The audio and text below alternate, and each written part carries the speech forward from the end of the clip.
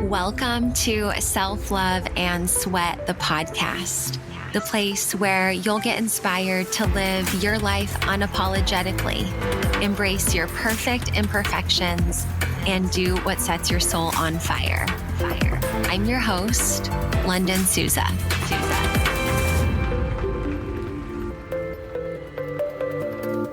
Hey, before we jump into this episode, I just want to make sure that you get all the free things possible.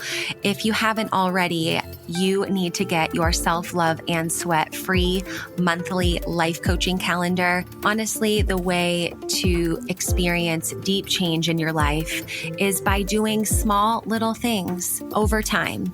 And so that's what you'll find in this free calendar.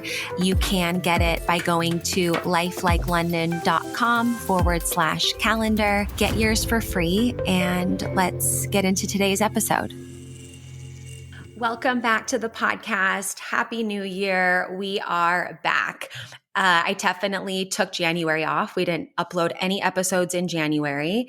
So I am choosing to start my new year in February. So happy New Year. Today's the last day in January.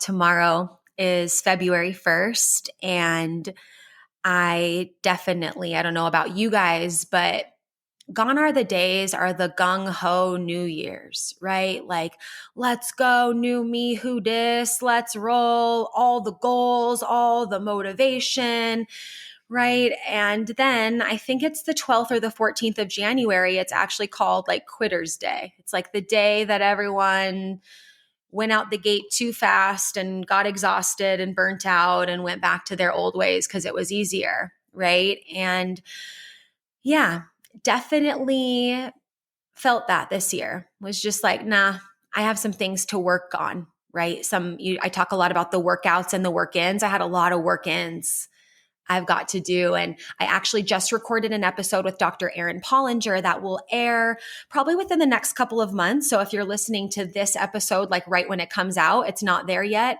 but it will be. And this is all on manifesting magic and tapping into that feminine receiving energy and all the different feminine avatars that, are part of who we are as women. And I share a lot on that episode about what I've been going through since like end of December to end of January. So if you want to tap into that, get ready for that episode. Or maybe if you're listening to this episode later, it's already available. It's going to be called Manifesting Magic and Feminine Power, something along those lines. Anyways, I couldn't push the gas. It was time to push the brakes. And I'm grateful that I have a wonderful assistant that still provided lovely clips on social media and all the things so that I can continue to show up and be that presence online. But from a creative perspective, it was much more about nurturing myself and creating a better relationship with me rather than needing to go out and use the new year to promote something and all of that. I just didn't feel that this year. So anyways, here we are. Happy New Year.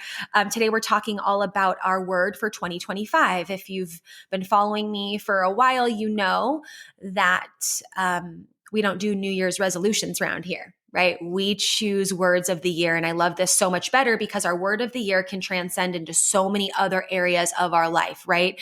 It doesn't have to be a New Year's resolution that's so fixated on one thing like our health and losing weight. It's like, what word do I want to embody while I'm on the journey of pursuing better health, while I'm on the journey of pursuing better connections and relationships, right? It's like, what word can I use no matter where I'm showing up and what container, right? And that's what I love about words of the year because, you get to utilize them in so many ways. And we're in 2025, so 24, 23. In 2023, I had two words, grateful and growth. Grateful growth were the two words I had. And then last year, I think I've done episodes about this also. I for sure did one last year. So I'll link the episode to last year's word of the year episode, but I might've done one the year before as well. I can't remember. And then last year, I had two words as well, integrity and endurance. Integrity and endurance. And then this year, I was really thinking about, what I always feel like your word of the year chooses you, right? When you think too hard about it, it's like Yeah. You just think too hard about it, right? So I was I had just finished up a detox and cleanse in December. I had just finished another round of combo, and I just knew the word was going to come to me. And the first one that I thought of was actually like trust, because I felt like I needed something just reminding me to pump the brakes and trust that what's best is coming on its way to me. But then as I started gearing up for this next part of my journey, which I just had a root canal removed, I had a root canal done when I was 19 years old.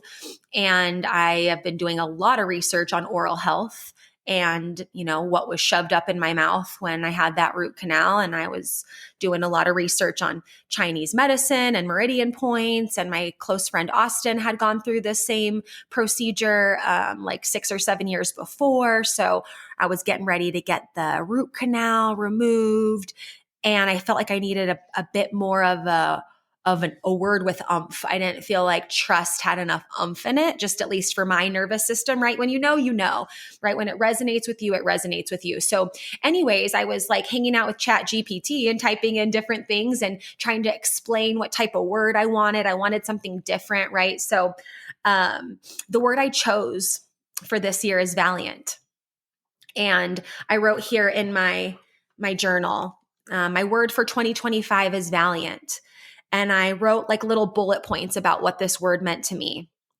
And I got these bullet points just by looking at the definition, looking at all of the different, root words and where they derive from, right? Just kind of geeked out a little bit. But what I wrote down is that valiant means brave and trusting. And in Latin, valiant means to be strong. And I also wrote boldness with a sense of purpose. And I also wrote warrior energy. Facing challenges in the presence of fear, pursuing dreams, shining light and providing guidance. And so for me, Valiant had, when I wrote here too, in Latin, valens means to be strong and to be worthy. So I felt like there was warrior energy and worthiness energy to this word. And then I also live in Utah. So actually I got a DM from this one girl that was like, hey, what does valiant mean to you? Because I grew up in the Mormon church and valiant is like a word that we use, in the context of that. And she's no longer in the Mormon church. It's a whole different story, but like just in general, right? Then I realized that a lot of what I was looking up, valiant, it showed up in a lot of websites for like nuns and in monastery stuff. But I was like, fuck it. Like I can make this word whatever it wants. To me, valiant is that warrior, worthy, ripple, shining bright energy, right? Not holding back, right? Not being gung ho, let's go, look at me, but like not holding back your truth, your full expression of yourself, the tenacity to get to those next points, valiant energy in the pursuit of growth of who you need to become in order to achieve what you want to achieve, right? So that's my word of the year. But yeah, I really encourage you to choose a word of the year if you haven't already, right? Right now, I can ask myself, what does it mean to be valiant in the gym, in my friendships, in my romantic relationships, in my family relationships, at work, as a leader, as a podcaster, as Lunden, as a neighbor, right? Like we get to ask ourselves, how would Valiant show up in this situation? What would Valiant do here, right? And that's why I love words of the year so much better than the New Year's resolutions, is because you're not pigeonholed into one area of your life for the whole year, right? This word can transcend and move with you and flow with you. So yeah, I just want to encourage you to do that, right? To choose a word that resonates with you and become it, live it, embody it. And yeah, I want to make this episode short and sweet because I think more of the rest of this episode is your work, right? It's your ability to take this information and choose something. And I want to hear it. So send me a DM on Instagram at LifeLikeLondon. If you're on my email list, then you can also hit reply to any of the emails I send you, and you can share your word of the year, tell me about it, what it means to you, why you chose it. I've posted a lot on social media last month at the end of the year of just like, what's your word of the year? And there were so many good ones, right? And I'm such a fan of vocabulary and communication and words. So it's always nice to, of course, get to know you more and know what you want to embody. But also I love learning new words and getting excited about, new language. I think it's really beautiful. Happy New Year. Thanks for showing up. Thanks for being here. Choose your word of the year. Share it with me. Share it with a friend. Encourage others around you to do the same. And we will see you at the next episode.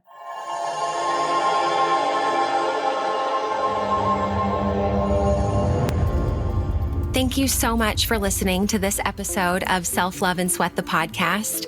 If you enjoyed this episode or were inspired by it or something resonated with you, do me a favor and share this episode with a friend, someone that you think might enjoy this episode as well. That's the ultimate compliment and the best way to make this podcast ripple out into the world of others. And also you can leave us a review up to 5 stars wherever you're listening to the podcast. Thank you so much for listening, and we'll see you at the next episode. I appreciate you.